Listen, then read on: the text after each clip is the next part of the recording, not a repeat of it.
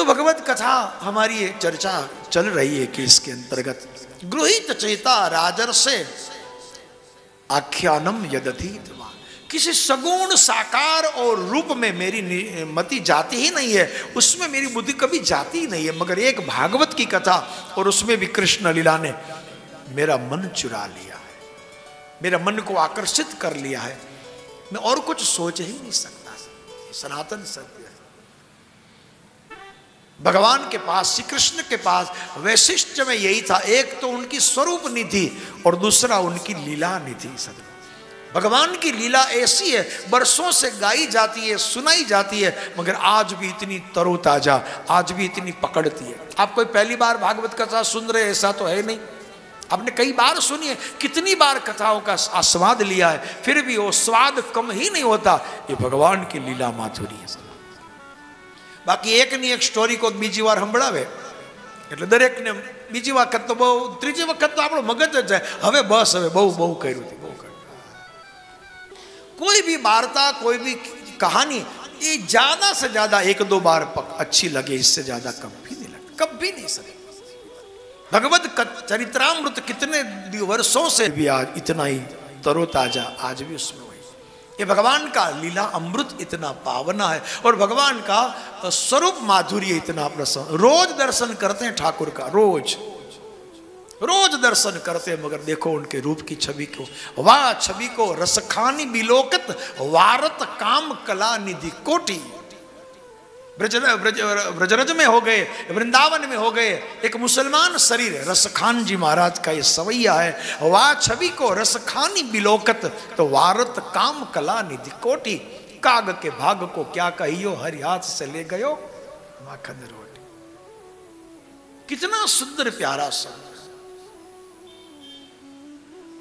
તમે જો આપણામાં માણસમાં, આપણા મનુષ્યમાં જેના શરીરની ચામડીનો રંગ જરા કાળો હોય, થોડોક શ્યામ હોય, તો સ્વાભાવિક છે કે એને લાઇટ કલરના, આછા કલરના કપડાં વધારે સારા લાગે।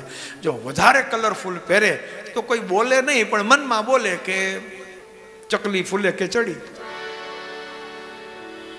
સીધી વાત છે ને। આપણે આમ આપણો જે કંઈ શિંગાર હોય આપણે જરાક આપણે જોઈને કરવો છે, પછી જે કંઈ આવે બધું ચડાવી ન લેવાય। જેનો રંગ શરીરનો થોડો શ્યામ હોય, વધારે કાળો હોય, તો એને જેને હળવા કપડાં, હળવું શું કે બધું જે હોય એ બધું શોભે, પણ બહુ જ કલરફુલ ને બહુ જ ચટાપટાવાળું ના જ શોભે। एक स्वाभाविक છે सजनों, परमात्मा का श्री विग्रह कितना श्याम है, कितना श्याम है।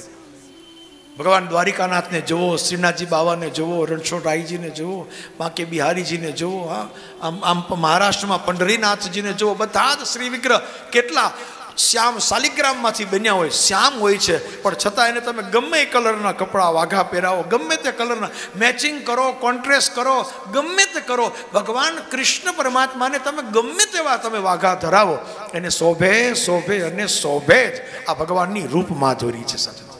एने जो शोभे पाछो, आ एने जे शोभे तमे चढ़ावो तो हाँ कोक दांत काढे। तमे भगवान ने पहेरावे वाघा ने एवो मुगट पहेरीने तमे निकळो छे, आपने कोक नाटक किया कि आहू तमे आ बधुं आवुं करीने, सीधी बात। मगर वो उनको ही अच्छा सुहाता है, कुछ भी पहनाओ अच्छा ही लगता है। ये भगवान का रूप माधुर्य सजना। ऐसे भगवान की गृहीत चेता राजर से आख्यानम यदधीतवान। आखिर में कह दिया कि राजन खटवांगो नाम राजन। खटवांग राजा को तो 2 घड़ी का मतलब 48 मिनट का आयुष्य मिला था, फिर भी उसमें भगवत भजन करके वो बहुत सागर तर गया।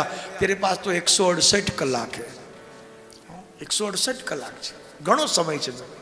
और भगवत उपासना में इतनी ताकत है, अरे 2 घड़ी भी काफी है। तुलसीदास जी महाराज ने तो यहाँ कह दिया कि आधी में आधी घड़ी, आधी में पुण्य आज, અડધામાં અડધી ને એની અડધી લો, સાવ આટલી જરાક જ અડધી ઘડી, પણ તુલસી સંગત સંતન की कटे कौटि अपराध। छोटा सा भी सत्संग इतना काम करता है। तो जिनको 7 दिन का सत्संग मिला उनका, उनकी मतलब कल्याण और उनके अमोक्ष तो मुक्ति निश्चित ही है, उनका कल्याण निश्चित ही होता है। इसलिए भगवत कथा भाव से सुने, भय से नहीं। किसी भी भय को सामने रखकर कभी न जाए। માણસનો સ્વભાવ કેવો છે, કંઈ નહીં તો ભવિષ્યનો ભય. ભવિષ્ય હંમેશા ભય હોય છે કોઈ પણ વ્યક્તિને. ભવિષ્યમાં ભવિષ્ય વસ્તુ જ એવી છે, ભલે બાત છોટી હોતી है, મગર આપણે 4 તારીખે પાછું જવાનું છે તો અહીંયાથી બસ મળશે કે કેમ?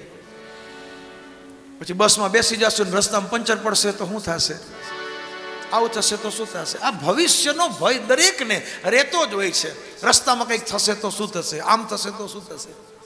भविष्य हमेशा भयप्रद होता है और होता नहीं है, हम उसको ज्यादा कर लेते हैं. फिर कल क्या होगा, परसों क्या होगा, हम ऐसा क्या होगा. भविष्य भय माए हर किसी के लिए. भूतकाल ही ऐसी चीज है कि भूतकाल हमेशा हमारे लिए आनंददायक हो गया तो फिर आनंद, बहुत आनंद है. सीधी बात, जब तक नहीं होता तब भय रहता है. इसीलिए भगवत कथा भाव से सुने, भय से न सुने, चिंता से न सुने. चिंता है